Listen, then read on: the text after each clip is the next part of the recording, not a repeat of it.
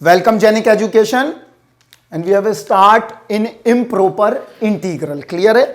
आज हम आपको improper integral के बारे में बताएंगे. क्लियर है? improper integral बेसिकली है क्या और improper integral से क्वेश्चंस कैसे सॉल्व करना है, हमको ये टारगेट करना है. राइट? द बेसिक इंफॉर्मेशन और क्वेश्चन कैसे टारगेट करें, क्योंकि हमको क्या निकालना है, गेट को फोड़ना है. क्लियर है इतना बात? चलिए देखिए यहां पे improper integral. देखिए सबसे पहले हम देखते हैं कि इम्प्रॉपर इंटीग्रल कितने टाइप के हैं और क्या क्या हो सकते हैं इम्प्रॉपर इंटीग्रल. तो बेसिक इंफॉर्मेशन देखेंगे, ये आपको डिटेल्ड वे में हम लोग बाद में पढ़ लेंगे, लेकिन जितना अभी मैं बता रहा हूं इससे आपका GATE, ES and other different engineering exams सारे क्लियर हो जाएंगे. राइट? सबसे पहले देखते हैं improper integral of first kind. Right? Improper integral of first kind. And second is improper integral of second kind. Clear है इतना बात? तो हमारे बेसिकली गेट के सिलेबस में ज्यादा नहीं है. Is a two types of integral. The one is improper integral of first kind and the second is improper integral of second kind. right? तो अब हम एक एक करके देखते हैं क्या है. सबसे पहले देखते हैं improper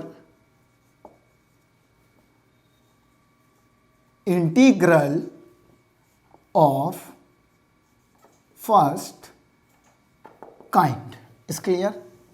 तो ये क्या है improper integral of first kind? इसका मतलब ये हुआ improper integral of first kind का मतलब है जिस इंटीग्रल में आपको range of interval is infinite. Range of interval is infinite. अगर हमारा इनफाइनाइट रेंज है इंटरवल की तो हम क्या कहेंगे, वो कौन सा इंटीग्रल है? Improper integral of first kind है. इतना बात समझ में आया? तो देखते हैं किस तरह से improper integral of first kind मिलेगा. This is a only problem solving classes. Right? इतना समय नहीं है आपके पास, हम समझते हैं आपके दुख और दर्द को, तो इसलिए यहां से काम आपका बनने वाला है. तो देखते हैं कैसे बनेगा. Improper integral of first kind में क्या है? The range of interval is infinite. Right? तो देखते हैं यहां कैसे. Suppose that just like example 1 से लेके इंफिनिटी 1 अपॉन एक्स dx. बहुत सिंपल फंक्शन है और गेट में कई बार इसको पूछ दिया जाता है. तो कैसे करेंगे? Basically it's important for electrical and electronics and mechanical and civil. The all engineers इसमें क्या कर सकते हैं, इससे सीख सकते हैं शॉर्ट व्यू में, जिससे सारा काम आपका बन जाएगा. राइट? 1 से लेके इंफिनिटी 1 अपॉन एक्स dx. तो देखिए इसको कैसे करेंगे. पहले हम क्या करते हैं, हम सिंपली फंडामेंटल से देखते हैं. जो हमारा एरिया का इंटीग्रेशन का मतलब क्या है, यहां पे हम क्या निकालते हैं इंटीग्रेशन की मदद से? एरिया. तो हम एक काम करते हैं, 1 अपॉन एक्स का मैं ग्राफ खींच लेता हूं.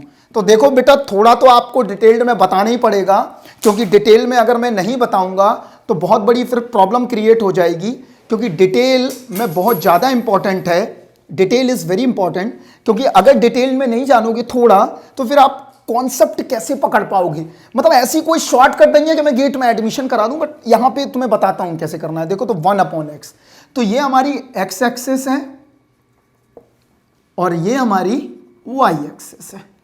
राइट है? क्लियर है? तो देखेंगे हम कैसे करेंगे. अगर मैं 1 अपॉन एक्स का ग्राफ प्लॉट करता हूं तो मेरा ग्राफ जो है वो आएगा बच्चे 1 अपॉन एक्स के बराबर आएगा. y equal 1 upon x. ये हमारा ग्राफ हो गया. और मैं सिर्फ फर्स्ट क्वाड्रेंट की बात कर रहा हूं, क्योंकि उसने पूछा है 1 से लेके इंफिनिटी तक का. राइट? तो मैं मान लेता हूं कि यहां पे हमारा 1 होगा. राइट? क्लियर है? मैं यहां पे मार्क कर देता हूं, यहां पे 1 है, तो यहां पे इस तरह से मार्क कर दिया मैंने 1. क्लियर है? और मुझे जाना कहां तक है? मुझे जाना इंफिनिटी तक है. तो ऑब्वियसली सबको पता है यहां पे कि ये 1 अपॉन एक्स ग्राफ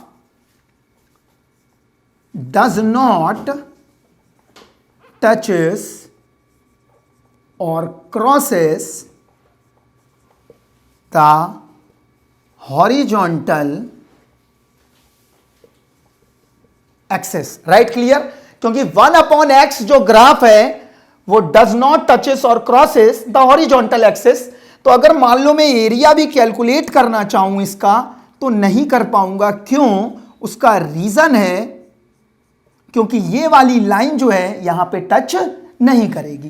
क्लियर है इतना बात? तो इस तरह की इंटीग्रल का हम एरिया कैसे कैलकुलेट करते हैं, जिनका रेंज ऑफ इंटीग्रेशन, ये क्या है आपका, रेंज ऑफ इंटीग्रेशन हमारा क्या होना चाहिए, इनफाइनाइट होना चाहिए।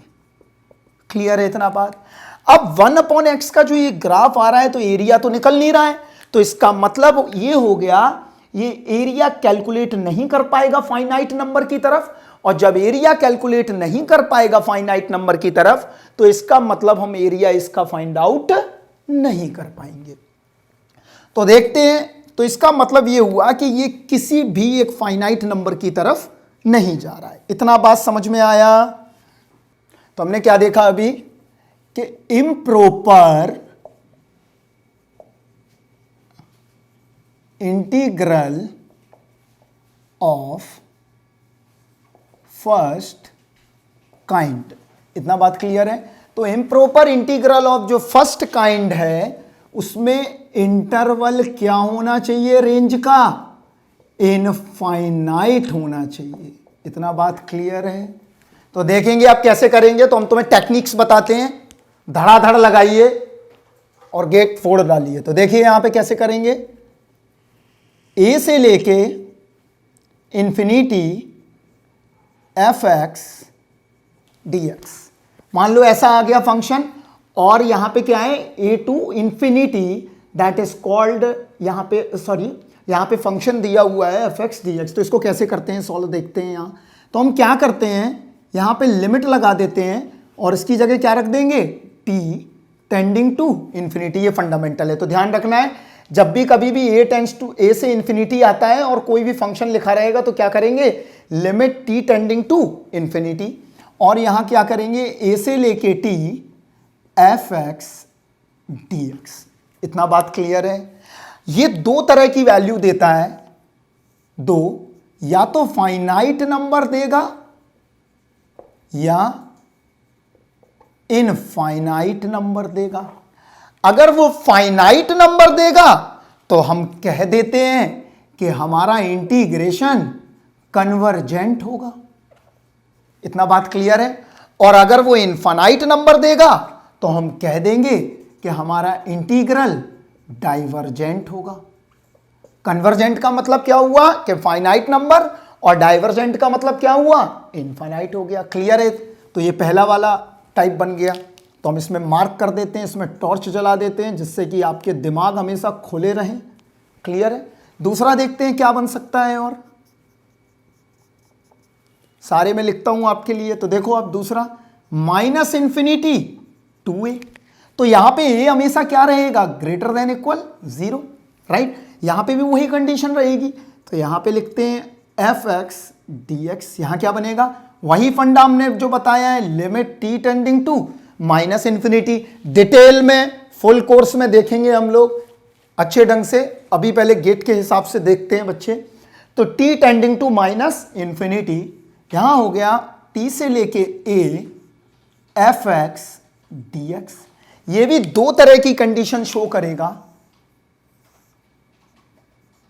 The first is finite number, the second is infinite. इतना बात क्लियर है? और जब वो फाइनाइट देगा तब वो क्या होगा, कन्वर्जेंट इंटीग्रल होगा। क्वेश्चन आते हैं कि इसमें कौन सा इंटीग्रल ऐसा है जो कन्वर्जेंट है और कौन सा ऐसा है जो डाइवर्जेंट है। क्लियर है इतना बात? नेक्स्ट देखते हैं और क्या बन सकता है, थर्ड केस। थर्ड केस क्या है देखते हैं यहां पे। It's a very important case, GATE में क्वेश्चन है कई सारे। fx dx, क्लियर है, एफ एक्स डी एक्स।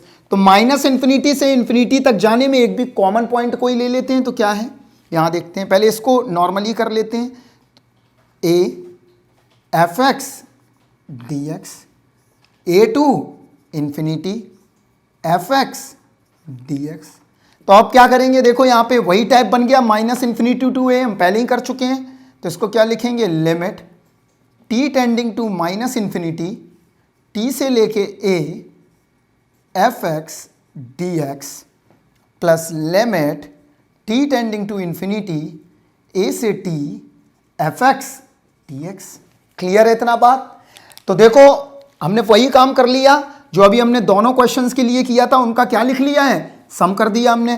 तो ये भी दो कंडीशन शो करेगा, the first and the second. The first is a finite number, the second is a infinite number. तो अगर फाइनाइट नंबर पूछ रहा है तो वो कन्वर्जेंट होगा, अगर वो इनफाइनाइट नंबर पूछ रहा है तब वो डाइवर्जेंट होगा। इतना बात क्लियर है। तो ध्यान रखना है कि कभी भी अगर ए से infinity F x D x पूछता है तो हमेशा ध्यान रखो ये इन्फिनिटी है, तो इसका मतलब इम्प्रोपर का फर्स्ट काइंड है। एक बार ध्यान से समझो, तो ये T tends to infinity, a से लेके T f x D X. अगर ये फाइनाइट आएगा तो वो इंटीग्रल कन्वर्जेंट करेगा, इनफाइनाइट देगा तो डाइवर्जेंट करेगा। अगर हमारा माइनस इन्फिनिटी टू ए है तो हम T tending to minus infinity, T से लेके A F x D X. अगर वो फाइनाइट है तो कन्वर्जेंट करेगा, अगर वो इनफाइनाइट है तो बच्चे डाइवर्जेंट करेगा। यहां पे अगर मैं एक केस और ले लेता हूं, minus infinity to plus infinity F x D X, ये क्या होगा, minus infinity to A F x D x plus A to infinity F x D X. इसको भी हमने पहले वाले की तरह लिख लिया, दूसरे वाले की तरह, और इसको पहले वाले की तरह। तो हम क्या कहेंगे, या तो ये फाइनाइट देगा तो कन्वर्जेंट होगा, और इनफाइनाइट देगा तो डाइवर्जेंट होगा। क्लियर है इतना बात।